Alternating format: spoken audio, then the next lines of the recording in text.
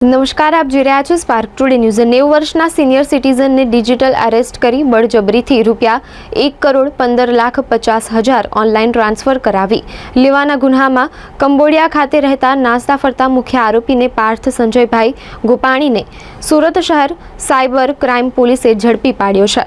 આરોપી ફ્લાઇટ મારફતે બેંકોક જઈ રહ્યો હતો ત્યારે લખનૌ એરપોર્ટથી સુરત શહેર સાયબરની ટીમે પકડીને આગળની તપાસ શરૂ કરી છે। ગઈ તારીખ 27/11/2024 ના રોજ સુરત સાયબર સેલ દ્વારા એક મોટું ડિટેક્શન કરવામાં આવ્યું હતું, જેમાં વરાછા વિસ્તારમાં HDFC બેંકની બહારથી 5 માણસોને એક I-20 કાર સાથે પકડવામાં આવ્યા હતા। આ કારમાંથી સાયબર ક્રાઇમની ટીમને ₹9.5 લાખ જેટલા રોકડા મળ્યા હતા અને ગાડીમાં રમેશ કાતરિયા, ઉમેશ ઝીંઝાળા, નરેશ સુરાણી, રાજેશ દિહોરા અને ગૌરાંગ રાખોલી આ 5 લોકોની ધરપકડ કરવામાં આવી હતી।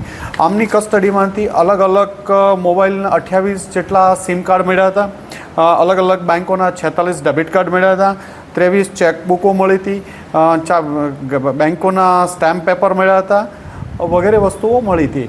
આ લોકોની પૂછપરછ કરતાં આ ગેંગ આખી ડિજિટલ અરેસ્ટના કેસો સાથે સંડોવાયેલી હતી અને આમની પૂછપરછ દરમિયાન ટોટલ 173થી વધુ ફરિયાદો ગુજરાત અને અલગ અલગ રાજ્યોમાં 24 જેટલા સ્ટેટોમાં દાખલ થયેલી હતી। એમાં ગુજરાતમાં 9થી વધુ ફરિયાદો હતી, જેમાં અમદાવાદમાં ₹5 કરોડ ડિજિટલ અરેસ્ટ, સુરતમાં ₹1,15,00,000 ડિજિટલ અરેસ્ટ, વલસાડમાં ₹65 લાખનું ડિજિટલ અરેસ્ટ।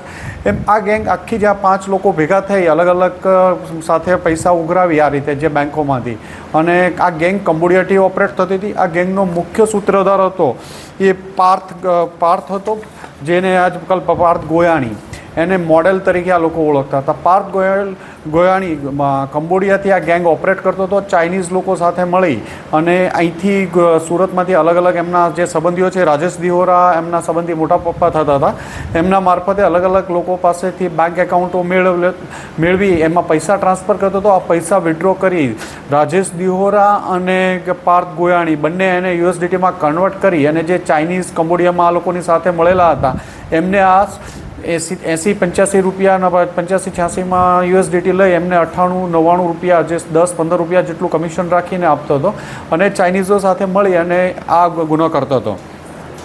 પાર્થ ગોયાણી આ બનાવ બન્યો ત્યારે પણ કંબોડિયા હતો, કંબોડિયાથી પછી નેપાળ ભાગી ગયો। નેપાળ એ 2-1 મહિનાથી નેપાળમાં રહેતો હતો, મકાન ભાડે રાખી અને પોતાનું નવું સેટઅપ નેપાળમાં ચાલુ કરતો હતો।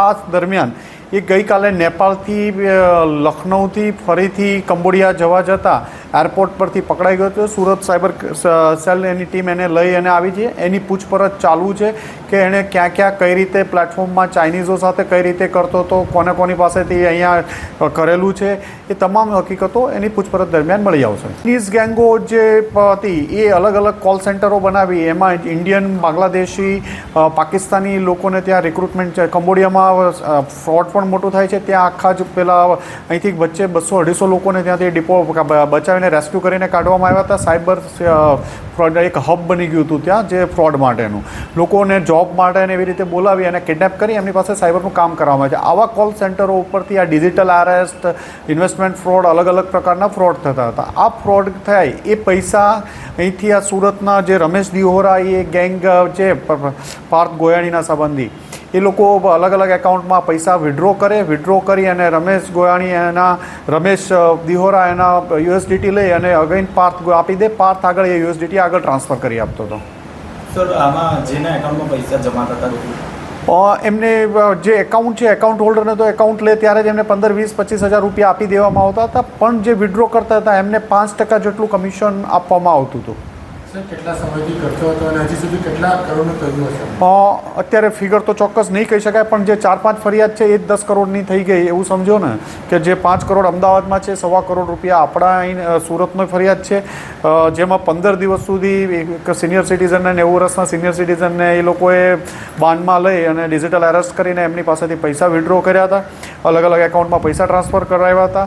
વલસાડ છે, અલગ અલગ એવા 24 રાજ્યોમાં 173થી વધુ ફરિયાદો આ લોકો વિરુદ્ધ છે। આ કેસમાં, સાયબર ક્રાઇમના ડિજિટલ અરેસ્ટ કેસમાં 4 માસથી વધુથી આ લોકો જે અગાઉ 5 પકડાયેલા એ પણ જ્યુડિશિયલ કસ્ટડીમાં છે અને આ બધા વિરુદ્ધની તપાસ ચાલુ છે।